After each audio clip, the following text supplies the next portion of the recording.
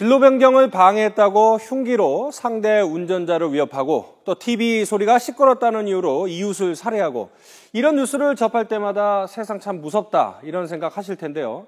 이 보복운전과 층간소음 문제가 살인으로까지 이어지면서 분노 조절 장애가 우리 사회의 문제로 대두되고 있습니다. 현대병으로까지 일컬어지고 있는 분노 범죄 영상으로 먼저 보시겠습니다.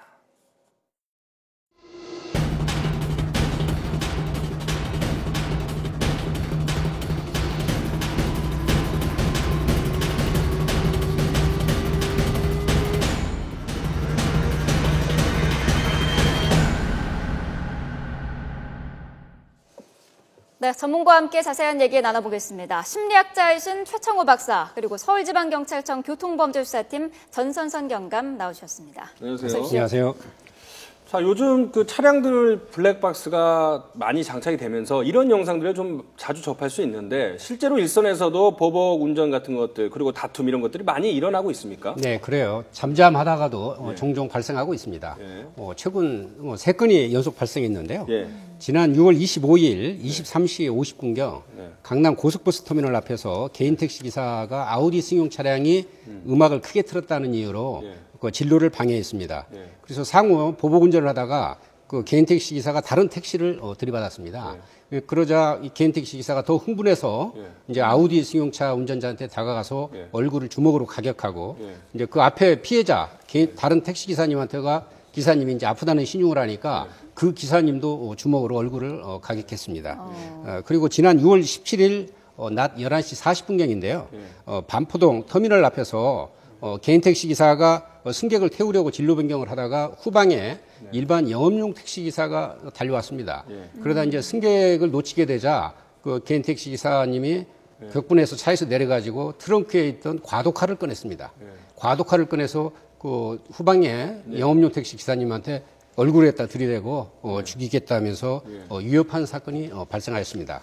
그리고 연이어서 지난 영등포 여의도에서는요. 지난 5월 24일 15시 20분경 발생하였는데요. 화물차 기사하고 버스 기사님하고 차선 시비로 시비가 되었습니다. 그러자 화물차 기사님이 버스 운전 기사님한테 이제 침을 뱉었어요. 이제 버스 기사님이 얼굴에 침을 뱉으니까 격분해서 이제 차에서 내려서 항의했습니다. 항의하는 과정에 이제 트럭 운전자가 도망갔습니다. 도망가는 과정에 버스 기사님이 화물차에 지금 화면에 나오는 것처럼요. 그렇죠. 그 뒤에서 매달고 이제 갔는데 약 30m를 매달고 가다가 그 땅으로 추락해서 넘어졌습니다.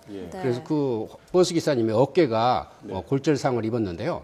그 화물차 기사는 고의를 부인하다가 그동안 주변에 목격자 진술에서 그런 사실관계가 입증돼서 어제 구속영장이 신청 발부되었습니다. 네.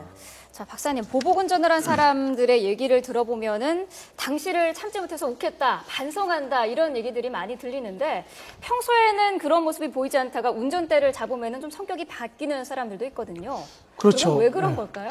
일단은 차에 타면은 용감해지는 사람들이 있고 오히려 또 조금 수그러들고 소극적이 되는 사람들도 있고 저 같은 경우에는 겉으로는 이렇지만 운전할 때는 굉장히 소극적으로 변하는데 왜냐하면 자기 자가 그 차하고 똑같아졌다라고 하면서 내가 힘이 세진 것 같은 착각을 좀 하기도 하고요.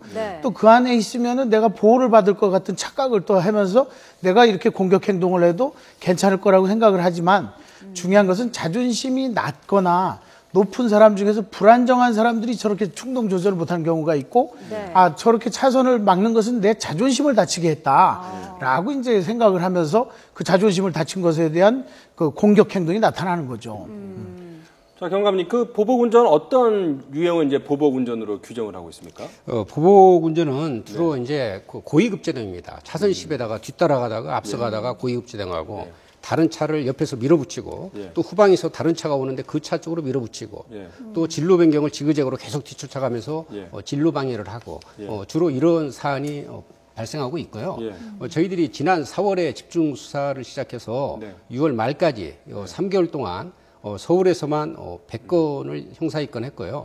그중에서 114명을 또 형사 입건했습니다. 그러니까 총 114명 중 14명은 같이 보복운전한 겁니다. 그래서 14명은 추가로 같이 쌍방으로 형사 입건하였습니다. 지금 말씀하신 것 중에 이제 급제동 같은 거는 뭐 일상적으로 자주 볼 수 있는 보복 운전인데 이런 경우도 사고가 안 났다 하더라도 처벌을 받을 수 있습니까? 예, 그렇습니다. 지금 100건 중 70건이 피해가 없어도 형사입건을 했습니다. 그렇군요. 예. 지난 100건 중 70건이 사고가 발생하지 않았어도 피해가 없어도 저희들이 형사입건을 했습니다. 그런 사람들을 100건을 저희들이 집중 분석해 본 결과 대부분 3, 40대가 70%를 차지하고 있고 또 그중에 택시, 버스, 또 택배기사 이렇게 운전에 종사하는 사람들이 약 30%, 그리고 그중에 약 한 10명 정도는 전문직에 종사하는 사람도 있었습니다.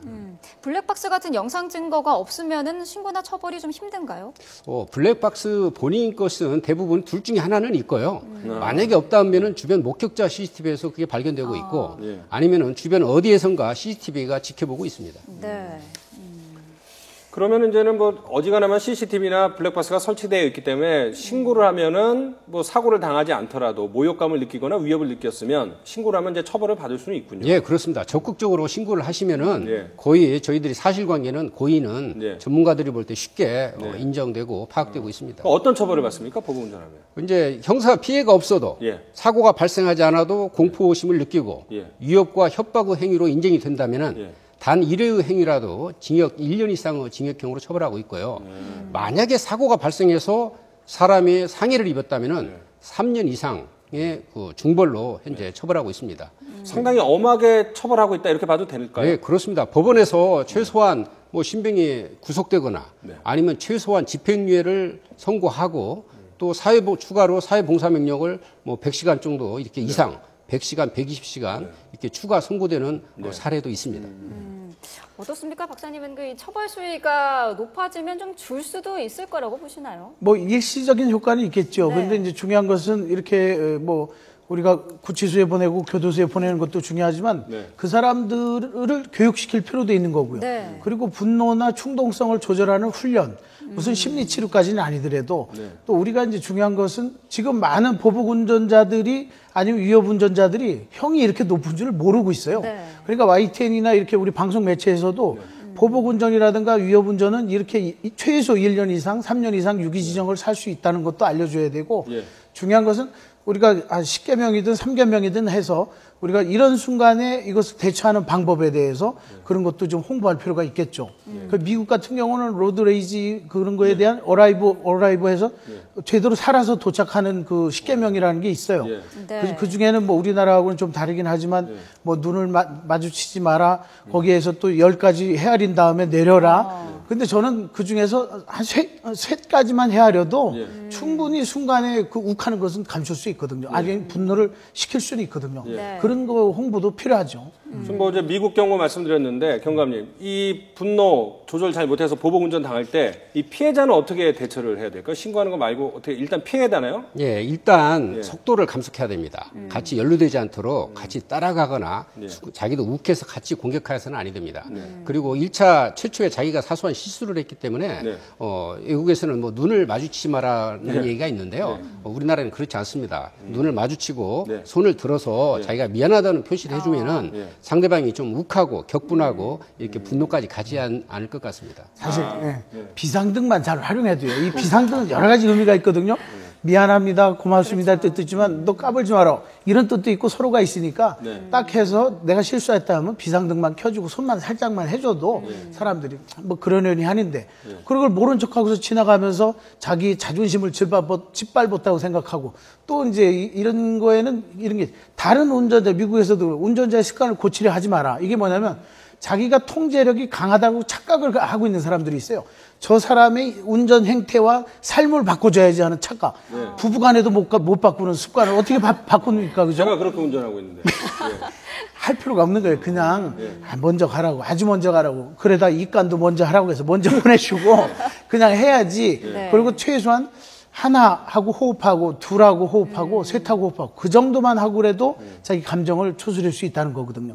이게 이제 순간의 문제가 사실은 인생의 문제 아니면 남의 인생의 파괴까지 가져올 수 있는 거기 때문에 중대범죄고 저는 폭력처벌법, 폭력에 관한 처벌법뿐만 아니라 살인 미수까지 적용을 해야 된다라고 그렇게 주장을 하는 거거든요. 사안에 따라서는 심각하죠.